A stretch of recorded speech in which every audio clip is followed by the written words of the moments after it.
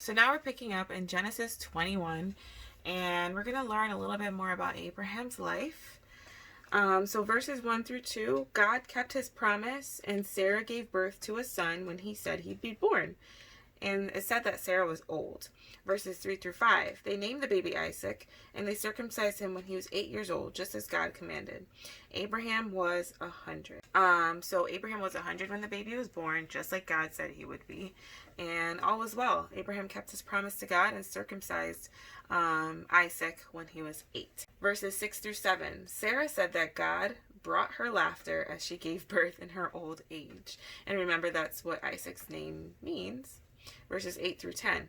Isaac was weaned, and a feast was held to celebrate. Sarah saw that Ishmael mocked and wanted Abraham to get rid of him and Hagar and not earn any inheritance. So, I guess Sarah saw that he was probably jealous that, Isaac had this huge meal and feast because he was weaned and becoming a boy. And Sarah did not like that. And she wanted Abraham to pretty much get rid of Ishmael and Hagar. And if you remember back, this whole situation with Hagar and Ishmael was Sarah's idea in the first place. She was the one that told Abraham, sleep with my maidservant and that's how you will have a son. She was impatient with the promise from God. And now here she is, years later, now that the promise has been fulfilled, she wants to get rid of Hagar and Ishmael. And so Abraham, he was distressed because Abraham was a good man. And at the end of the day, Ishmael was still his son, his firstborn son at that. And he loved his son. God said to listen to Sarah. So God could feel that Abraham was upset. And he told Abraham, just listen to Sarah. And he will bless both Ishmael and Isaac. So Ishmael happened because of Sarah, and now she wants him gone. But God can still bless a mess. And I said that in the last video, I think, when Abraham, again, tried to give Sarah to, the king, or not give Sarah to the king, but rather he said that she was his sister. And God blessed that mess, and he can bless this one as well.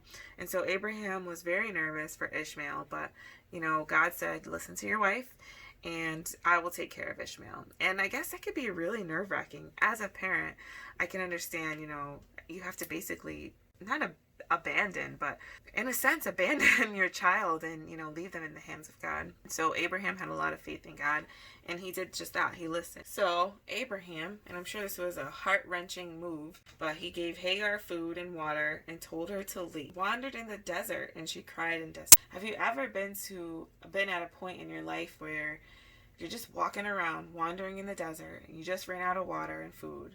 And I'm talking, hypothetically here. And you just feel like life, the cards are stacked against you. Because I know I have definitely felt like that multiple times in my life. And that's where Hagar was. I imagine that's where Hagar was. And that's how she was feeling. And verses 17 through 21.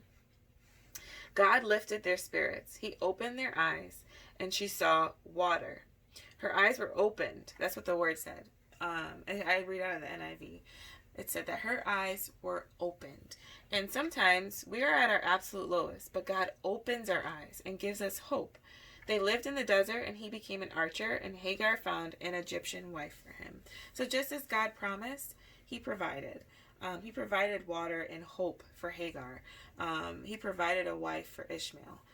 Yes, they did wander in the desert, and they lived in the desert, but God provided for them, just as he told Abraham he would. And God didn't intend for that to happen, but he still blessed them anyways. Verse 22 through 34. Abimelech and Phicol made a treaty with Abraham, and Abimelech recognized God's hand on Abraham's life and wanted to be peaceful with him. And now I know I said, I think it was a couple videos before, or maybe it was last video actually, in Genesis 20. There was someone named Abimelech, and again, he was a king, and Abraham said, Sarah is my sister, not my wife. And so I did some research, and I found out that Abimelech is actually a general title of a ruler among the Canaanites. So Abimelech is not someone's name, but rather a title, and it's a kind of a prosperous title. I imagine, today's words, maybe it'll be like a leader. But that's what Abimelech was to them. So it's not necessarily the same Abimelech from Genesis 20, but rather just a general term for someone who is in authority. And so this Abimelech recognized that, Abraham was special to God, and he wanted to have peace with him, which is smart. Abraham brought up a well that was taken from him by Abimelech's men.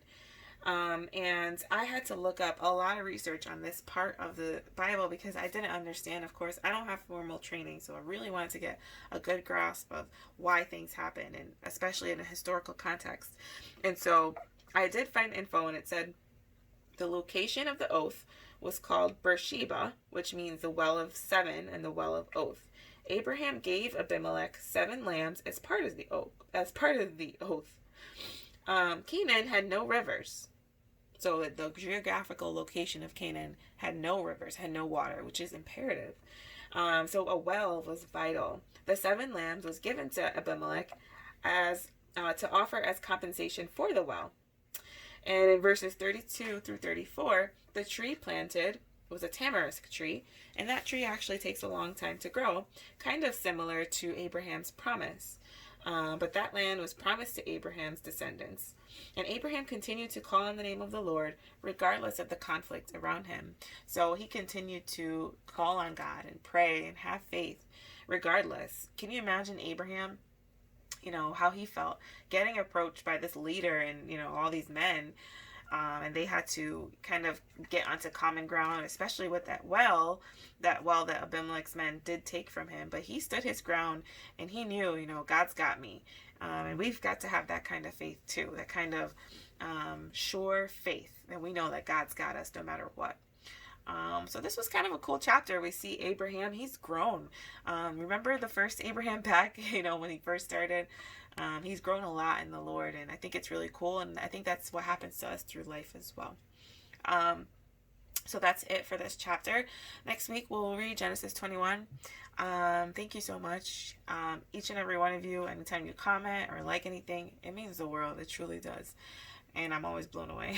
But thank you for watching, and I will talk to you next time. Bye.